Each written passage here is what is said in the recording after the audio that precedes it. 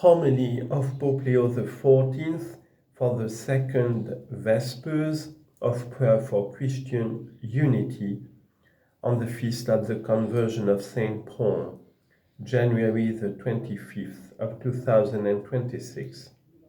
Dear brothers and sisters, in one of the scripture passages we have just heard, the Apostle Paul refers to himself as the least of the apostles. He considers himself unworthy of this title because he had once been a persecutor of the Church of God. Nevertheless, he is not a prisoner of that past, but rather a prisoner in the Lord. It was indeed by the grace of God that Paul came to know the risen Lord Jesus, who revealed himself first to Peter, then to the other apostles, and to hundreds of other followers of the way, and finally also to him, a persecutor. His encounter with the risen Lord brought about the conversion that we commemorate today. The depth of this conversion is reflected in the change of his name from Saul to Paul. By the grace of God, the one who once persecuted Jesus has been completely transformed into his witness. The one who once fiercely opposed the name of Christ now preaches his love with burning zeal, as vividly expressed in the hymn we sang at the beginning of this celebration. As we gather before the mortal remains of the Apostle to the Gentiles, we are reminded that his mission is also the mission of all Christians today, to proclaim Christ and to invite everyone to place their trust in him. Every authentic encounter with the Lord is in fact a transformative moment that grants a new vision and a new direction for the task of building up the body of Christ. The Second Vatican Council, in the beginning of its constitution on the Church, expressed its ardent desire to proclaim the gospel to all creation and so bring to all humanity that light of Christ which is resplendent on the face of the Church. It is the shared task of all Christians to say humbly and joyfully to the world, look to Christ, come closer to him, welcome his word that enlightens and consoles. My dear friends, every year, the week of Prayer for Christian Unity invites us to renew our commitment to this great mission, bearing in mind that the divisions among us, while they do not prevent the light of Christ from shining, nonetheless make the face which must reflect it to the world less radiant. Last year, we celebrated the 1700th anniversary of the Council of Nicaea. His Holiness Bartholomew, Ecumenical Patriarch, invited us to celebrate the anniversary in Iznik, and I give thanks to God that so many Christian traditions were represented at that commemoration 2 months ago. Reciting the Nicene Creed together in the very place where it was formulated was a profound and unforgettable testimony to our unity in Christ. That moment of fraternity also allowed us to praise the Lord for what he accomplished through the Nicene Fathers, helping them to express clearly the truth of a God who drew near to us in Jesus Christ. May the Holy Spirit find in us docile minds even today, so that we may proclaim the faith with one voice to the men and women of our time. In the passage from the letter to the Ephesians, chosen as the theme for this year's week of prayer, we repeatedly hear the adjective one. One body, one spirit, one hope, one Lord, one faith, one baptism, one God. Dear brothers and sisters, how can these inspired words not touch us deeply? How can our hearts not burn within us when we hear them?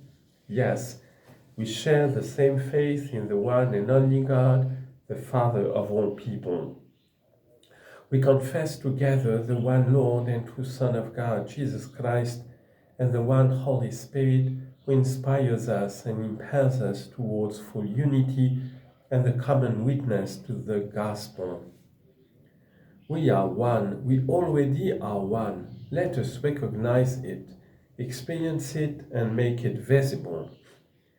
My dear predecessor, Pope Francis, remarked that the synodal journey of the Catholic Church is and must be ecumenical, just as the ecumenical journey is synodal.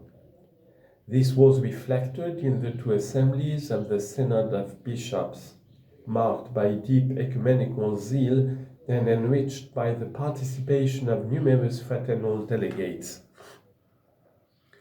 I believe this is a path for growing together in mutual knowledge of our respective synodal structures and traditions.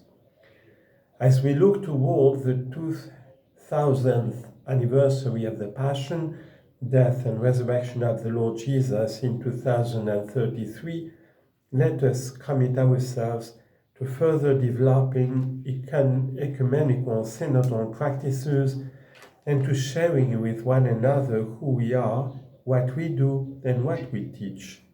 Dear friends, as the week of prayer for Christian unity draws to a close, I extend cordial greetings to Cardinal Kurt Koch, to the members, consultors, and staff of the Dicastery for Promoting Christian Unity, and to the members of the theological dialogues and other initiatives promoted by the Dicastery.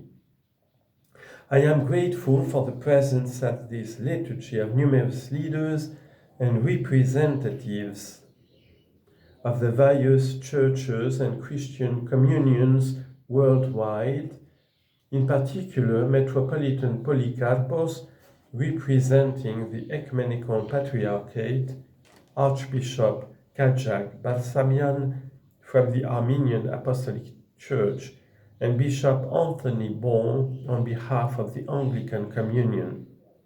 I also greet the scholarship students of the Committee for Cultural Collaboration with the Orthodox and the Oriental Orthodox Churches from the Dicastery for Promoting Christian Unity.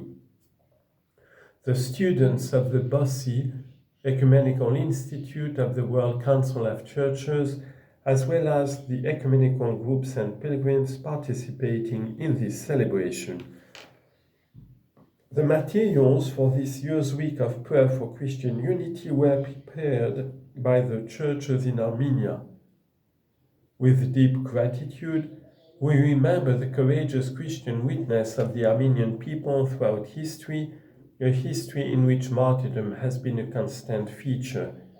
As we conclude this week of prayer, we honor the memory of Catholicos Saint Nerses Snorhali the Gracious, the Holy Catholicos who worked for the unity of the Church in the 12th century. He was ahead of his time in understanding that the search for unity is a task entrusted to all the faithful and that it requires the healing of memory. As my venerable predecessor, Saint John Paul II, recalled, Saint Nerses also teaches us the attitude we should adopt on our ecumenical journey. Christians must have a profound interior conviction that unity is essential, not for strategic advantage or political gain, but for the sake of preaching the gospel.